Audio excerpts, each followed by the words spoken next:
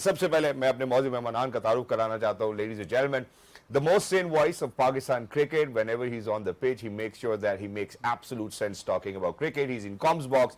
Everybody enjoys his commentary. He's a former test cricketer himself. He is Mr. Bazid Khan. Assalamu alaikum, Bazid bhai. How are you? वालेकुम सलाम, अल्लाह का शुक्र. Thank you so much for joining us. Wonderful to have you over here. उन्हीं के साथ साथ ladies and gentlemen, PTV Sports Islamabad studios में हमारे साथ शामिल गुफ्तगू होंगी. वो एक वही शख्सियत है जो पाकिस्तान क्रिकेट में, अगर वुमेन्स क्रिकेट की बात की जाए तो वाहिद inductee of the ICC hall of fame.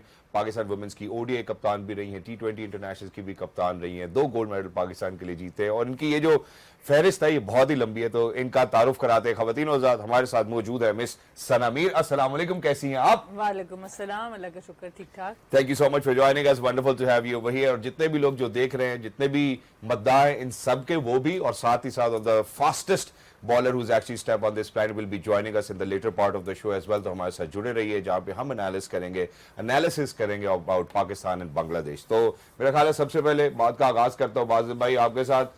Pakistan का बाजिद भाई हमेशा बांग्लादेश के खिलाफ एक ताबड़तोड़ किस्म का तगड़ा रिकॉर्ड रहा है. यहाँ से आगाज करते हैं, आप कैसे देखते हैं आज के गेम का कॉन्टेक्स्ट?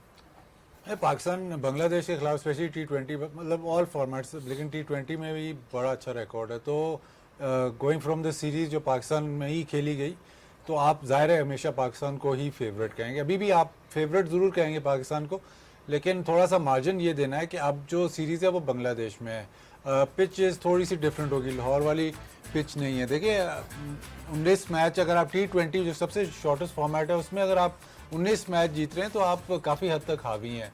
आप इस फॉर्मेट में कहते हैं कि मतलब इतना कंसिस्टेंट होना ज़रा मुश्किल होता है, मगर ये वो टीम है जो पाकिस्तान जिसके खिलाफ अच्छा खेलती है और जो जिस पे थोड़ा सा प्रेशर ज़रूर है. बट सिचुएशन ये है कि आप बांग्लादेश में मैच है, वहाँ पे पिच थोड़ी सी डिफरेंट होगी, तो थोड़ा सा, और बांग्लादेश सीरीज़ जीत के आया तो थोड़ा सा वो भी थोड़ा कॉन्फिडेंट होंगे. बट अगर आप पाकिस्तान को कहेंगे जी किसके खिलाफ T20 खेलना है, तो मेरे ख्याल सबसे पहला नाम यही होगा कि बांग्लादेश. सबसे पहला जो बांग्लादेश का होगा. सना, बांग्लादेश के हवाले से जैसे अभी बाजी भाई ने बात की कि होम पे बांग्लादेश डिफिकल्ट जरूर हो सकता है. अगर हम बांग्लादेश के हवाले से होम पर बात करते हैं तो होम पर वो मेरा ख्याल है उनकी जो स्टैट्स या फिगर्स हमें देखने को मिलते हैं वो बड़े तगड़े मिलते हैं. और ये वेन्यू बहुत फेवरेट है. अगर हम शेर बंगला नेशनल क्रिकेट स्टेडियम मीरपुर की बात करते हैं तो मैक्सिमम मैचेस, अगर हम 70 मैचेस की बात करें जो पिछले 5 सालों में वो खेले होंगे, उनमें से मैक्सिमम मैचेस जो है वो यहाँ पर खेलते हैं.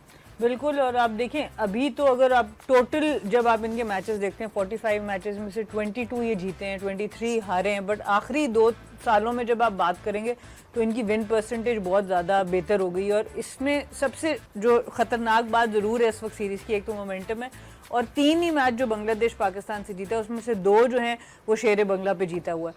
सो ये भी एक बड़ी इंटरेस्टिंग चीज़ होगी कि एक तो मोमेंटम भी और उनकी जो ओवरऑल जो बेहतर परसेंटेज है अगेंस्ट पाकिस्तान वो इस ग्राउंड के ऊपर है कि 3 जो टोटल मैचेस में से वो जीते हैं उसमें से 2 वो शेर बंगला में जीते हैं. एग्जैक्टली.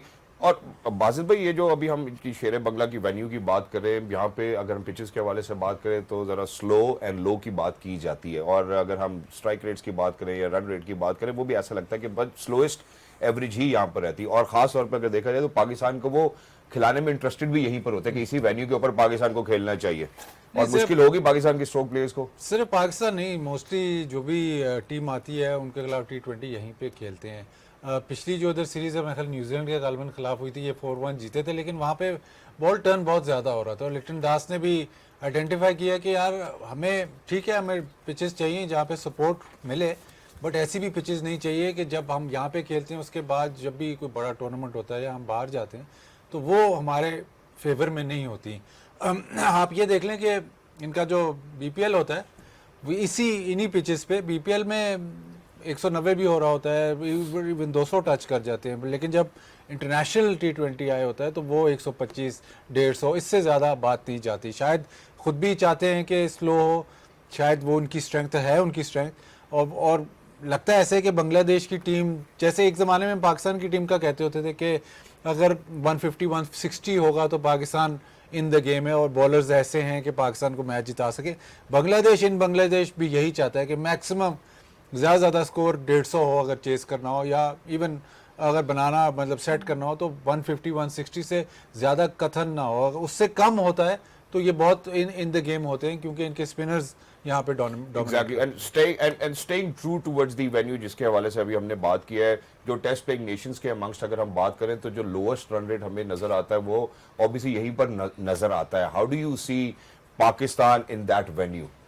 देखिए बिल्कुल जो आप बात कर रहे हैं वो इस चार्ट पे आप देख सकते हैं कि जो रन रेट है वो 6.22 का है 19 T20 आईज में, और एवरेज स्कोर जो है वो 124 है. सबसे कम अगर आप रन रेट देखें पूरी दुनिया में जितने भी ग्राउंड्स में आप खेलते हैं वो टेस्ट नेशंस में, तो पिछले 5 सालों में यही ग्राउंड नज़र आता है. इसमें एक बहुत बड़ा जो है वो इस वक्त टेस्ट होगा पाकिस्तान के इस यंग बैटिंग लाइनअप का, क्योंकि ये वो मॉडर्न डे क्रिकेट की हम बात करें कि जी आके अटैक करना है और सीधा बॉलर्स को लेना है, तो अब ये देखना होगा क्योंकि इस तरह की जो पिच होती है जो लो एंड स्लो होती है वो थोड़ा सा डाउट क्रिएट करती है बैटर के माइंड में कि अभी मुझे मजीद और चांस लेना है या सिंगल डबल पे रहना है या किस तरीके से खेलना है. अब उसको हमारे ये यंगस्टर्स जो हैं, मोहम्मद हारिस की हमने बहुत ज़बरदस्त फॉर्म देखी, 100 भी किया उन्होंने बांग्लादेश के अगेंस्ट लास्ट T20 में. हसन नवाज को हमने देखा PSL में बहुत रन्स करते. अब जहाँ पर पिचेस स्लो होंगी क्या वो अपनी गेम को बदल सकेंगे, क्या वो उसको एडजस्ट कर सकेंगे? That will be the biggest test. Exactly, and I do believe this is the test that every Pakistani would want to look forward to as well, because with the team जो अभी हमारे पास है, it's quite fresh team as well. 2024 के world cup से लेकर अभी तक अगर हम देखते हैं बहुत सारी बात है पाकिस्तान के मुतालिक हम करेंगे. On the other side, ladies and gentlemen, don't go anywhere, stay tuned. Game on air. Pakistan coming back into action in the T20 internationals, but while we are at it, I think what we really need to focus on is Pakistan more now, क्योंकि अगर हम पाकिस्तान के हवाले से बात करते हैं तो जो एक चीज बड़ी वाज़ेह तौर पर नजर आती हुई है कि बड़े कॉन्ट्रास्टिंग रहे हैं हमारे plans because of the fact कि हम 2026 के वर्ल्ड कप तक एक टीम जो है वो बनाना चाहते हैं. सबसे पहले मेरा ख्याल है मैं बात करना चाहता हूं जो सना हमने फाइनली एक स्क्वाड जो है उसके ऊपर पहले नजर डालते हैं, उसके बाद एक बहुत ही इंटरेस्टिंग कॉन्वर्सेशन में आप सबके साथ करना चाहता हूं, फिर उस पर आपकी राय जरूर लेंगे. So take a good look at the squad. Salman Ali कप्तान है, फखर जमान, मोहम्मद हारिस विकेट कीपर, अबरार अहमद, अहमद दानियाल, खुशदिल शाह, फहीम अशरफ, हसन नवाज, हुसैन तलत, मोहम्मद अब्बास अफरीदी, मोहम्मद नवाज, साहिबजादा फरहान, साइम अयूब, सलमान मिर्जा और Sufiyan Muqeem. Now to kind of first of all look at the squad, Bajid भाई, what do you make of it and then will move ahead with that. देखिए पहली नज़र में आपको लगता है कि थोड़ी बॉलिंग आपकी एक्सपीरियंस, स्पेशली फास्ट बॉलिंग जो अगर आप देखें ना तो वहाँ उस पर बहुत ही कम एक्सपीरियंस है. तो leader of the attack in fast bowling, आप जिस मर्जी वेन्यू पे खेले, जहाँ मर्जी खेलें, आपको 3 पेसर तो चाहिए, चाहे 2 फास्ट बॉलर और 1 ऑलराउंडर. जब आप इस स्क्वाड में से 2 फास्ट बॉलर खिलाएंगे तो वो बिल्कुल ही नए होंगे. ठीक है, मतलब आप अभी एक्सपेरिमेंट कर सकते हैं. आपके पास वर्ल्ड कप तक मिनिमम आपके पास 19 मैच हैं तो आप फॉर्मेशन अपनी देख सकते हो. लेकिन जो एक वाज़ेह चीज़ जो हमने पहले भी ये डिस्कस किया था शोज़ में कि फास्ट बॉलिंग में थोड़ी सी लैकिंग है. नसीम शाह को आप स्क्वाड में रखते हैं मैच खिलाए बगैर, फिर उसको या आपने स्क्वाड में फिर गलत रखा. शाहीन शाह अफरीदी का अभी तक केस समझ नहीं आ रहा कि उसको ये कह रहे हैं कि नहीं वो तो रेडी है या वो जब भी उसको टीम में ले आए तो वो भी एक इशू है. बट काफ़ी सारे आपने फास्ट बॉलर्स देखे पहले भी जो आपने खिलाए और फिर उनको थोड़ा डिस्कार्ड कर दिया, तो वो इस स्क्वाड में आपको नज़र आ रहा है. बैटिंग के लिहाज से जिस किस्म की माइक हेसन चाहता है बैटिंग वो तो हो रही है. अब आया कि ये अगले 19 मैच तक बल्कि वर्ल्ड कप तक चलेगा, किस तरह चलाएंगे वो देखना होगा. बट उसके पास ज़रूर मतलब Mike Hesson without planning, without homework, without ये सारा कुछ वो सोच के ही आया हुआ है. तो ये जो भी आपको स्क्वाड्स नज़र आ रहे हैं वो उसकी हामी से ही हैं. तो वो ये बिफोर एक्सेप्टिंग द जॉब उसने ये सारा कुछ अपने दिमाग में और सबसे मतलब कन्वे कर दिया होगा कि ऐसे लेके चलूँगा. तो थोड़ा सा टाइम भी हमें देना चाहिए. बट इनिशियली आप स्क्वाड को देखते हो तो आप कहते हो कि शायद फास्ट बॉलिंग में एक्सपीरियंस. सो इन एक्सपीरियंस तो हमें हमारा बॉलिंग अटैक जरूर लगता है. But moving on Sana, what we need to kind of talk about, यहाँ पे जो बात करना बहुत ही जरूरी है कि 2024 के वर्ल्ड कप के बाद जो नदामत हमें हुई उसके बाद हमने बहुत सारी तब्दीलियां जो है वो देखने को मिली. और अगर हम उन्हीं में बात करते हैं तो ना सिर्फ बॉलिंग, मेड भी बैटिंग, मेड भी टॉप ऑर्डर, मेड भी मिडिल ऑर्डर, हर जगह भी तब्दीलियां नजर आती है और काफी सारे खिलाड़ी जो है वो हमने तब्दील किए. रिटेन की अगर हम बात करें तो अब्बास अफरीदी, अबरार अहमद, फखर जमान. फखर मेरे ख्याल है वो 4 मैचेस खेल सके, साइम 2 खेले, अबरार शायद जो है वो मेरे ख्याल है गालबन नहीं खेल सके और उसके बाद अब्बास अफरीदी भी खेले 1 मैच. एक्सक्लूडेड की बात करते हैं आजम खान, बाबर एंड एक लंबी तफसील है, उसके बाद हम इंक्लूड में जाते हैं, तो जिसके ऊपर हम अभी भी तस्करा कर चुके हैं, हम करंट टीम की बात कर रहे हैं। तो how do you see Sana कि for us to kind of make sure कि हम 2026 के वर्ल्ड कप की तैयारी कर रहे हैं, तो यहाँ कंसिस्टेंसी की कमी जरूर नजर आती है।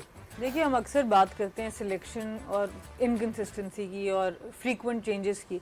ये बात हम हर टूर्नामेंट से पहले, हर टूर्नामेंट के बाद, जिस भी प्लेटफॉर्म पे बैठे हों, अनफॉर्चुनेटली ये बात पाकिस्तान क्रिकेट के साथ जुड़ी हुई है कि हमारी सिलेक्शन जो होती है वो लॉन्ग टर्म विजन के साथ नहीं होती। और ये बहुत ही ज़बरदस्त ग्राफिक था जिससे वो साफ नज़र आता है कि सिर्फ एक फ़खर ज़मान है जिन्होंने वो प्रॉपरली वर्ल्ड कप खेला, उसके अलावा जो नहीं खेले वो बच गए और जो खेले वो पूरी की पूरी टीम, आपकी कोर टीम चली गई। अब ज़रूरी नहीं कि वो अगले वर्ल्ड कप तक वो सारे बाहर ही रहेंगे टीम से, हो सकता है उनमें से कुछ की वापसी हो, पर ये टाइम बड़ा इंपॉर्टेंट है। जो 6-8 महीने आपके वर्ल्ड कप से पहले होते हैं, उसमें प्लेयर्स का, टीम का जेल करना, अपने अपने रोल्स को समझना, डिफरेंट कंडीशन में, ख़ास तौर पे बांग्लादेशी कंडीशन, क्योंकि हमारे मैचेस सारे श्रीलंका में होंगे, तो स्पिन विकेट्स पे, लो विकेट्स पे उनका खेलना बहुत ही ज़रूरी है। सो अनफॉर्चुनेटली कि हम वो नहीं उनको वो प्रैक्टिस दे पा रहे। अगर हमने किसी को वापस भी इनमें से लाना है, जैसे शाहीन की बात कर रहे हैं, बाजिद भाई या हसन अली की हम बात करते हैं कि वो भी अब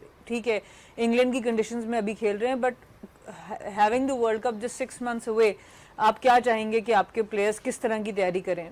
तो ये चीज़ बड़ी ज़रूरी है, क्योंकि इंटरनेशनल मैच का प्रेशर होता है, उसको आप किसी लीग मैच से, किसी काउंटी से, किसी से भी उसका बराबरी नहीं कर सकते। तो अनफॉर्चुनेट है कि हम लोग अपने ही फैसलों को बैक नहीं कर पाते।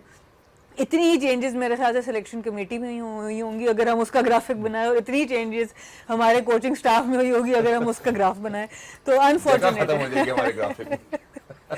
But thank you so much for saying that, क्योंकि इसी के साथ ना ये बात भी कनेक्ट होती है। जहां हमने कंसिस्टेंसी के हवाले से बात की, बाजिद भाई 16 T20 इंटरनेशनल जो हमने वर्ल्ड कप के आगे उसके बाद हम चलते रहे, उसके अंदर हमने 11 खिलाड़ी जो हमने तब्दील किए टॉप 3 पोजीशंस में, पहली, दूसरी और तीसरी में।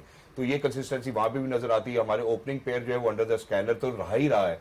हाउ डू यू सी कि ये जितनी सारी तब्दीली हुई उसके बाद हम कहीं सेटल भी हो पा रहे हैं? क्या हम सेटल हो पा रहे हैं, नहीं हो पा रहे हैं? लुकिंग एट दैट आप खुद देख सकते हैं कि हमने 11 में किस किस किस्म की ओपनिंग स्लॉट में तब्दीली की। उसमें एक और भी बात ऐड कर देता हूँ कि असीम उल्लाह और जो फखर है और उस्मान खान, वो भी 3 दफा मेरे ख्याल इन बैटिंग पोजीशंस पे खेले। लेकिन शायद मुझे अब लग रहा है कि शायद हमारा ओपनिंग स्लॉट शायद अब स्टेबल हो जाए। साहिबजादा, साइम और फ़खर के दरमियान ही होगा। बाबर को भी यही बताया गया है कि आपने इनसे ही कम्पीट करना है, अगर आपने ओपनिंग करनी है तो इनसे ही कम्पीट करना है। T20 में हम थोड़ा सा, मतलब जो वर्ल्ड कप वनडे का होता है वो 4 साल बाद होता है, T20 का वर्ल्ड कप ऑलमोस्ट 1.5 साल या 2 साल तक ही होता है। तो कंप्लीट चेंज करना बड़ा मुश्किल होता है, और इतना मतलब एकदम आप सारा कुछ ही चेंज कर दो तो उसमें मतलब सिलेक्शन का फुकदान ये है कि आपने जो टीम वर्ल्ड कप के लिए तैयार की वो बिल्कुल ही आपने उसको बिल्कुल ही रद्द कर दी कि ये प्लेयर्स ठीक ही नहीं थे, हमारे से गलती हुई। ये इतराफ़ है कि हमारे से बहुत बड़ी गलती हुई। अब मसला ये है कि आप देखना, अब होपफुली इस दफ़ा नहीं होता, लेकिन हर दफ़ा ऐसे ही होता है कि जैसे वर्ल्ड कप करीब आता है तो फिर आप सोचते हो यार वो प्लेयर वापस ले आओ, वो प्लेयर वापस ले आओ। तो जो लड़के आप लेके जा रहे होते हो कि हाँ जी ये वर्ल्ड कप की हम तैयारी कर रहे हैं, अब क्लियर कट होना चाहिए कि जी हमने T20 वर्ल्ड कप की तैयारी करनी है। जो आप जब जितने भी आप ये 19-20 जितने भी आपको मैचेस मिलते हैं उसमें आप वर्ल्ड कप की तैयारी कर रहे हो। आप 19-20 मैच के बाद आपको ख्याल आता है कि नहीं ठीक नहीं है, फलाने को वापस ले आओ, फलाना जो रिटायर हुआ है उसको कहो रिटायरमेंट वापस लो, तो वो गलत है। दूसरा, इसमें अभी खैर है तो T20, लेकिन अभी सलमान अली आगा ने कहा जी वनडे क्रिकेट, अभी वनडे का वर्ल्ड कप बहुत दूर है। दूर नहीं है, दूर नहीं है, ये गलत बात है करने वाली, दूर नहीं है। जब वर्ल्ड कप खत्म होता है तो आप नेक्स्ट वर्ल्ड कप की तैयारी करते हो। अगर आपने कहा जी अभी दूर है तो हम 2 साल की तैयारी करेंगे, तो आप अपने आप को खुद ही हैंडीकैप कर रहे हो। तो अगेन ICC इवेंट ही पिनिकल होता है, तो उसके बाद आपने अगर टीम फॉर्म करनी है अगले ICC इवेंट के लिए तो अपने आप को हैंडीकैप करोगे, नहीं जी हम अगला देखेंगे साल के बाद। अच्छा बाजिद भाई, हम आते हैं दोबारा, लेकिन इसमें एक बहुत ही इंपॉर्टेंट कंसर्न है जहाँ पे अभी आपने साहिबजादा फरहान की बात की, 67 छक्के लगाए उन्होंने, वो टॉप ऑर्डर में बहुत ही एक्सप्लोसिव भी नजर आते हैं। I would want to bring in Babar over here. Mike Hesson की उस दिन हमने प्रेस टॉक भी सुनी, उन्होंने अपनी प्रेस टॉक में यही कहा कि यार वो विकेट कीपर वाली बात तो बेशक नहीं है, लेकिन ये कम्पीट कर रहे हैं टॉप पोजीशन के लिए, या साइम की जगह खेलेंगे या फखर की जगह खेलेंगे। क्या हम इसमें रूल आउट कर रहे हैं साहिबजादा फरहान को? क्या हम बाबर को आने का मौका नहीं दे रहे हैं? विल इट नहीं, रूल आउट नहीं कर रहे आप उसको बेसिकली ये मैसेज किया है कि आपने ओपनर से ही, वो तो नाम उसने दो लिए लेकिन ओपनर से ही आपका मुकाबला है, तो बी एट साइम हो या साहबजादा हो या फ़खर हो, आपका मुकाबला इनसे है। सो बेसिकली रोल डेफिनेशन है, ये नहीं है कि जी बाबर बहुत ज़्यादा रन्स बनाता है तो उसको खेलना ही खेलना है तो इसको नंबर 3 पे कर लो, नहीं। अगर आपने ओपनिंग स्लॉट पे खेलना है तो ये इनके खिलाफ मुकाबला है, अगर आपने मिडिल ऑर्डर में खेलना है तो इनके खिलाफ आपको पिच किया जाएगा और आपने इनसे बेहतर परफॉर्म करना है। तो बेसिकली मैसेज यही है कि आपने अपनी स्ट्राइक रेट इंप्रूव करनी है और वो कर सकते हैं। मतलब इसमें कोई रोक टोक नहीं है कि रिजवान अपनी स्ट्राइक रेट नहीं इंप्रूव कर सकता, बाबर नहीं, अगर वो कर सकता है तो ज़रूर वो वापस आए, मतलब उसमें किसी के पास हक नहीं है कि उसको रोका जाए। इसी तरह साहिबजादा भी हम कहते हैं कि नया प्लेयर, नया नहीं है, ये काफ़ी देर से खेल रहा है, ठीक है, और कितनी देर से ये मैच्योर होता चला आ रहा है, रिकॉर्ड बना दिया इस साल तो इसने T20 में सेंचुरीज कर करके, तो उसको भी अब आप इस लेवल पे उसको लंबा चांस देना पड़ेगा, देखना पड़ेगा कि यार अगर एक लड़का बार बार दस्तक दे ही जा रहा है, हर दफा हर 2-3-4 सीजन से कंसिस्टेंट परफॉर्मेंस कर रहा है तो उसका फिर बनता है पाकिस्तान टीम से खेलना। Exactly, thank you so much Basit भाई, पॉइंट वेल टेकन। हम जरा एक छोटे से वक्फे की जानिब बढ़ना चाहते हैं, जब आप लोग वापस आएंगे on the flip side ladies and gentleman will be talking about toss as well. Toss जीतता है अगर पाकिस्तान तो क्या करना चाहिए, with all of this conversations make sure that you stay tuned with us, क्योंकि हम कॉम्बिनेशंस पे बात करेंगे, प्लेइंग 11 के हवाले से भी जरूर बात करेंगे। Please make sure that you stay tuned to PTV sports because we bringing you non stop action all the way from Sher-e-Bangla national cricket stadium, and if you are streaming us on Tapmad you are doing the right thing. Game on है। Khawatinos, welcome back. We are almost 33 minutes away from action from the Sher-e-Bangla National Cricket Stadium, where Pakistan and Bangladesh will come together for the first T20 International. Break पे जाने से पहले वाजिब भाई से हमने एक बहुत ही इंपॉर्टेंट सब्जेक्ट के ऊपर बात की थी जो बाबर आजम को कंसर्न करती है और साहिबजादा फरहान के हवाले से बात की थी। तो सना, आप उसके बारे में कोई राय देना चाहती है तो प्लीज गो अहेड। देखिए, ओवरऑल ये तो नज़र आ रहा है कि क्लैरिटी बहुत ज़्यादा है माइक हैसन की। ऑब्वियसली अभी एक ही सीरीज़ हुई है, वहाँ से आगे अब रिजल्ट्स के हिसाब से देखा जाएगा। और वही बात है कि ये पिचेस का टेस्ट बहुत ज़्यादा नज़र आएगा कि ये जो मॉडर्न डे क्रिकेट की जो हम बात कर रहे हैं, अपने स्ट्राइक रेट को 120-130 से ऊपर रखने की बात करें, तो जब पिचेस आपको कहेंगी थोड़ा सा स्लो खेलने को, क्या ये लोग इसको एडजस्ट कर पाएंगे, और उसी से बाकी लोगों का भी फैसला हो जाएगा। अगर ये लोग एडजस्ट कर पाएंगे तो बाकी लोगों का चांस कम होता जाएगा। लेकिन जो बात हम पहले कर रहे थे सिलेक्शन इनकंसिस्टेंसी के हिसाब से, कि हम चैंपियंस ट्रॉफी में देखते हैं इरफान खान नियाजी को टीम के साथ रख के बाहर कर दिया, अब्दुल्ला शफीक को टीम के साथ रख के बाहर कर दिया, उसके बाद सऊद शकील आ जाते हैं, खुशदिल आ जाते हैं। अब ये बहुत ज़रूरी है कि अब यहाँ से आगे जो 6 महीने हैं उसमें आप एटलीस्ट जिन प्लेयर्स को बैक करें फिर उनको करते रहें, ठीक है। क्योंकि जब आखिरी टाइम पे आप लोग लेके आते हैं फिर ना वो प्लेयर्स को आप अकाउंटेबल कर सकते हैं, ना जिसको आपने ड्रॉप किया उसको आपने फ्री रन दिया था। और एक बात सिर्फ मैं ऐड करना चाहूँगी बाजिद भाई की बात पे, दूसरे प्लेटफॉर्म पे भी मैंने जिक्र किया है कि ये जो प्लेटफॉर्म्स बहुत हैं। Alright, you know, we'll come back to that. हम उसके ऊपर बात करते हैं, but ladies and gentlemen, time now for toss. And it's exactly the same news from the studios as well, where Bangladesh have won the toss and they have decided to bowl first. जी बाजिद भाई, what do you take of it? नहीं, वो मतलब जिस किस्म की pitch है, जिस किस्म की बारिश तो मतलब मानसून सीजन तो हर जगह ही चल रहा है, तो वो जाहिर है उसने पिच देखी है और उसको ये लगा है कि, मेरा ख्याल है कि सलमान ने भी यही कहा है कि बॉलिंग पहले करनी है कि अंदाज़ा हो जाए कि पिच किस किस्म की खेलती है। देखना यह है कि ये पिच स्पिनर्स के लिए भी है, लेकिन अगर मॉइस्चर हुआ तो फिर फास्ट बॉलर्स भी इसमें आएंगे, तो फर्स्ट यूज़ बेटर ऑप्शन है। First use is better option Sana. बिल्कुल, आई थिंक एक तो वो कह रहे हैं थोड़ा ग्रासी पिच भी है, उसका भी आपको फ़ायदा होगा, जो भी कवर्स डले हुए हैं उससे पहला आपको फ़ायदा हो जाता है उससे। और दूसरी चीज़ ये होती है DLS जब इन प्ले आता है, अगर बारिश बीच में आती है जिसकी थोड़ी प्रिडिक्शन है वेदर की, तो बाद में बैटिंग करना वैसे भी ईजी हो जाता है, क्योंकि ऑब्वियसली 5 ओवर्स मिनिमम है, आपके सामने एक टारगेट आ जाता है DLS की वजह से, तो बाद में बैटिंग में you still have more control जब आप बाद में बारी कर रहे होते हैं। तो अच्छा टॉस था जो कि बांग्लादेश ने जीता। एग्जैक्टली। अब जहाँ पे हमने बॉलिंग के हवाले से बाजिद भाई ने भी जो है वो इशारा दिया और उन्होंने इनएक्सपीरियंस बॉलिंग के हवाले से ये बात की, तो तीन जो अभी इन्होंने सलमान अली आगा ने भी कहा, उन्होंने यही कहा कि यार हम जो है वो अपने फुल टाइम पेसर्स जो है वो उनको यूटिलाइज करेंगे और वो खिला रहे हैं, और बहुत ज़्यादा ऑलराउंडर्स के ऊपर आज हम इन्हिसार करेंगे। लेकिन पाकिस्तान के पेसर्स का एक्सपीरियंस जो है वो ज़रूर मैटर करेगा बाजिद भाई बांग्लादेश में। हाँ, मैटर करेगा, लेकिन कभी ना कभी तो उनको खिलाना है। आइडियली तो आप तब खिलाते कि जब साथ कोई सपोर्टिंग में कोई एक्सपीरियंस्ड बॉलर होता, लेकिन इस वक्त नहीं है। तो अहमद दानियाल अगर खेलते हैं या सलमान मिर्ज़ा खेलते हैं तो उनके साथ अब्बास अफरीदी हैं जो कि उनको थोड़ा सा, लेकिन अब्बास अफरीदी भी सिर्फ 21 मैच खेले हुए हैं। तो आइडियली आपके पास नसीम शाह होता है या शाहीन शाह होता है, एक आधा एक्सपीरियंस्ड बॉलर होता है जिनके साथ आप इनको खिलाते। बट इशू तो है, मतलब आपने एक इनएक्सपीरियंस बॉलिंग लाइनअप तो लेके गए हैं। सुफियान मुकीम को ज़्यादा एक्सपीरियंस मिल सकता था, लेकिन बीच में आपने आउट ऑफ फेवर इनको कर दिया था। तो वो तो ये तो आपको इस सीरीज़ में स्पेशली कैरी करना पड़ेगा, क्योंकि बाकी जो ऑप्शंस थी वो आपने एक्सप्लोर नहीं की।